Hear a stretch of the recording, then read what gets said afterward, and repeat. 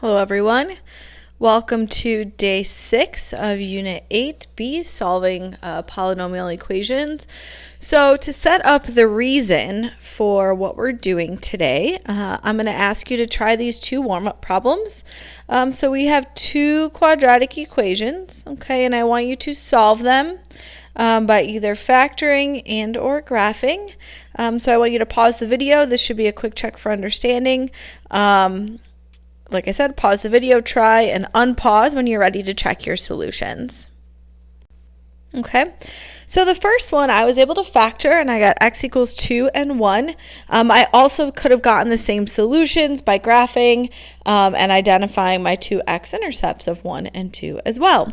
Now on the second one I got a little stumped because I was trying to solve it and I was trying to think of two numbers that multiply to -2 and sum to +2, and I could not find anything.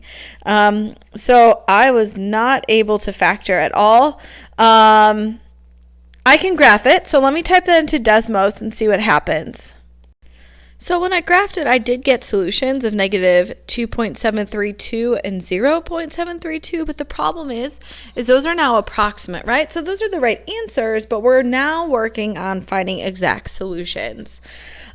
So I'm going to put a question mark there.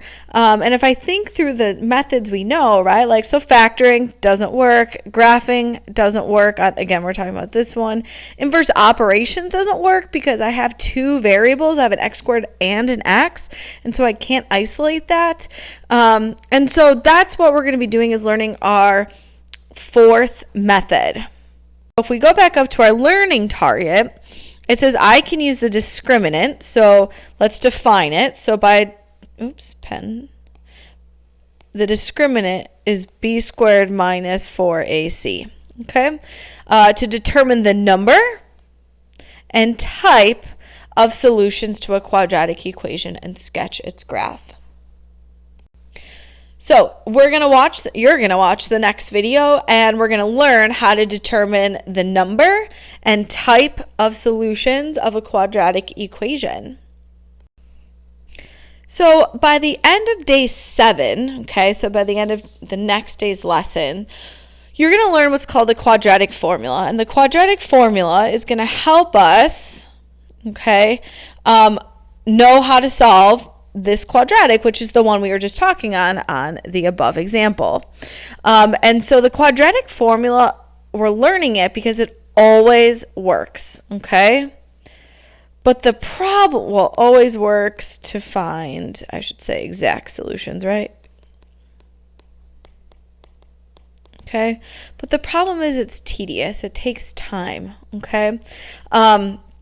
And so the quadratic formula is a formula, kind of like a slope formula, right? Like we input points and we get a slope.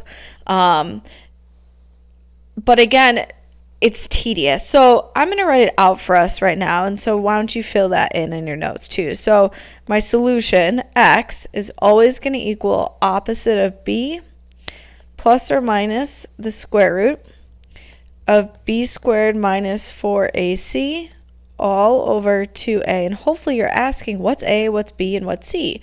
That's a great question. Those are the coefficients of any quadratic. So remember, we have like ax squared plus bx plus c equals 0 is a quadratic in standard form, okay?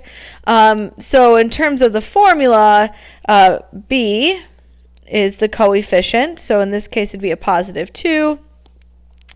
What do I see next? And a is the leading coefficient right there, so a would go there.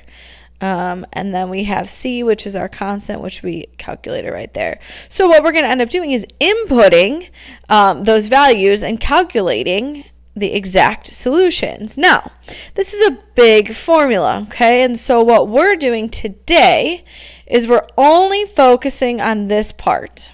Okay, this is called the discriminant.